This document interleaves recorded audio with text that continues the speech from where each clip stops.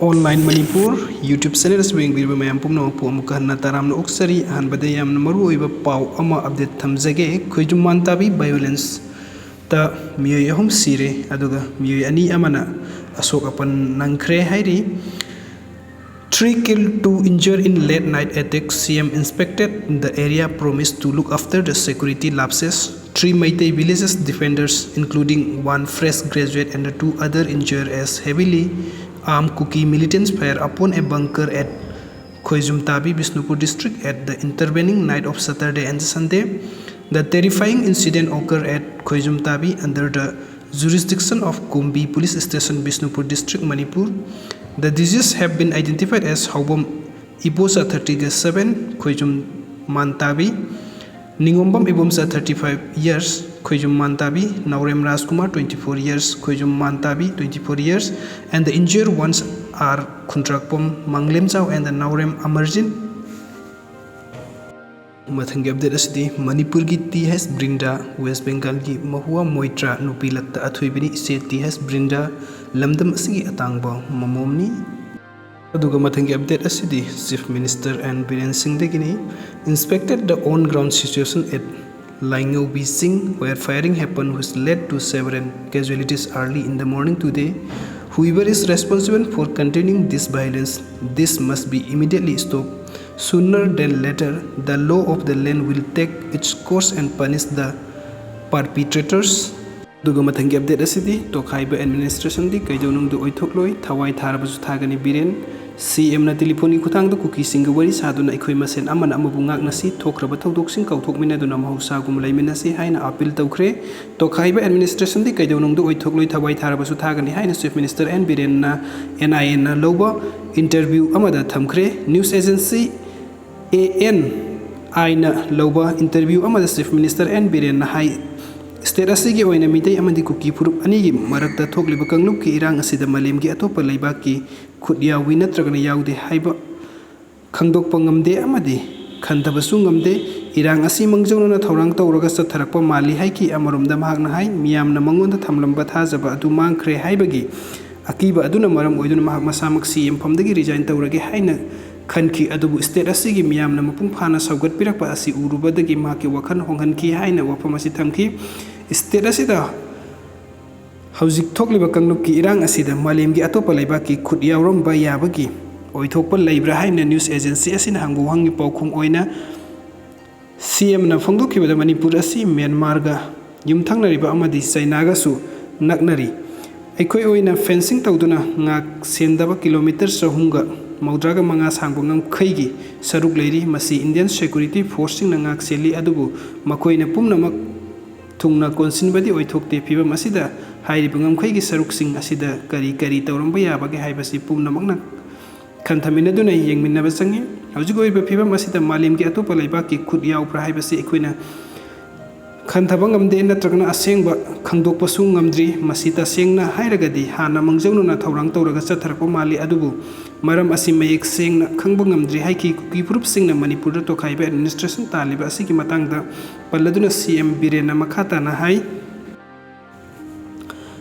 aikoi masen amatani Manipur asi yamna pikraba state amani lamdam asida tongan ba purup kuntraga mari na punna leminari haiba purup kuntraga mari makpunna amata oina leminagadabani CM oina mahakna wasaktuna hai Manipur asi masetana thugaiba yahalloi natragana state asida tokhaiba administrative authority ama leibasu mahakna keidounungda yahalloi hairaduna mahak masamak mipum khudimuk amata oina punna leiminabagi damakta thawai kathoknaba sem satuna leire haiki loina mahakna lusingba lenga asina state asida ingtappa hanjilaknaba khungthang sing lokhatle pungkharigi mamangda ikhoigi kuki isil inau sing amadi isesel singa loina telephone khuthangda wari saduna ikoi masen amana amabu ngagnasi amadi thokraba tokaningdaba thodok sing kauthokminasi mamangdagi leirakpagum warawnadana punna nungsi chana amata oina leiminasi haina makhoina thamki haibaga loinana ikhoigi ahanba khungthangdi Manipur da ingtappa puraktuna mahusagi phibamda hanjinhanba aduni haiki aduga mathangi anouba update ama thamjage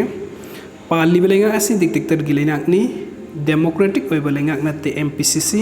Manipur da paliba lengak asi democratic oiba lengak natte dictator gi lengak ni haiduna Manipur Pradesh Congress Committee MPCC na maral sikre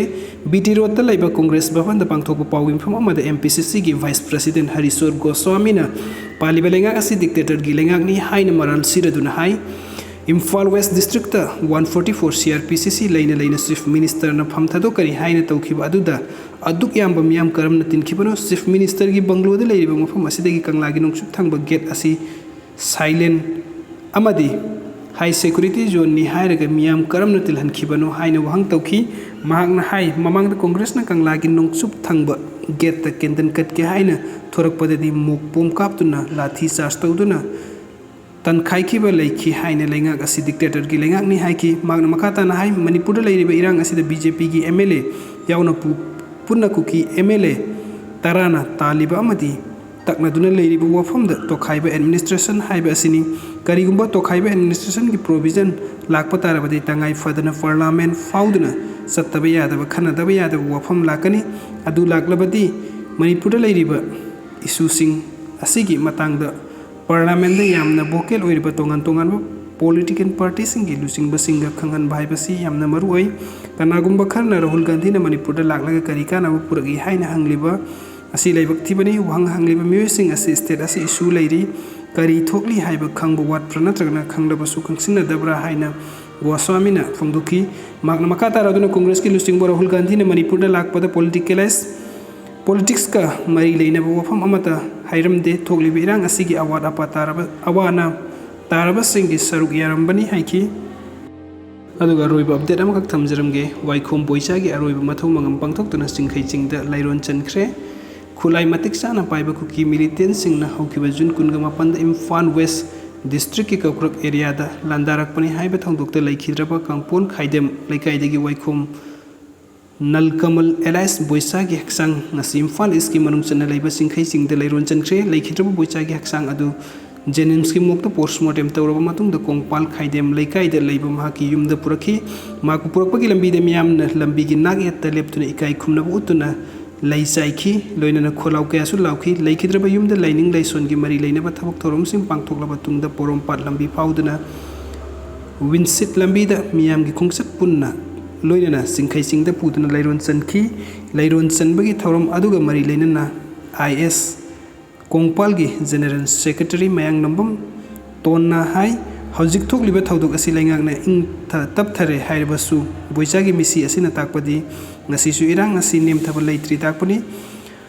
asumna lamdam asigi naha kaya mathang siraklabadi matau karamna ingna sikna leigadoribano athuba matamda state asida thokliba irang asi loisinduna mahausa gi punsida hanjen handuna